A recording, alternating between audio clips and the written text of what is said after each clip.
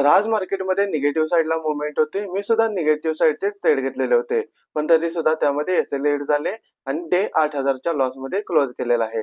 कशा पद्धतीने ट्रेड घेतलेले होते? चला आपण चार्टवर सुद्धा बघूया. तर ही होती इंट्राडे स्कॅनरनुसारची आजची वॉचलिस्ट. पहिला स्टॉक होता लालपत लॅब. हा जर बघितला तर रेझिस्टन्स 2च्या आसपासच ट्रेड करत होता. 5 मिनिटाच्या टाईम फ्रेमवर जर बघितलं तर एका ट्रेंड लाईनचं मॉर्निंगमध्येच ब्रेकडाउन आलेलं दिसून आलं. त्यामुळे जेव्हा सस्टेन होत होता डाउन साइडला तेव्हा ट्रेड घेतलेला होता आणि स्विंग हायला स्टॉप लॉस होता. एक लहान स्टॉप लॉस होता. यामध्ये एस-एल लीड झालेला दिसून येतोय. दुसरा स्टॉक होता श्रीराम फायनान्स. यामध्ये सुद्धा हा स्टॉक जर बघितला तर रेझिस्टन्स झोन पासून काय करतोय डाउन साइडला येताना दिसून येत होता. त्यामुळे 5 मिनिटाच्या टाईम फ्रेमवर जेव्हा निगेटिव्ह स्ट्रक्चर तयार झालं तेव्हा ट्रेड घेतलेला होता.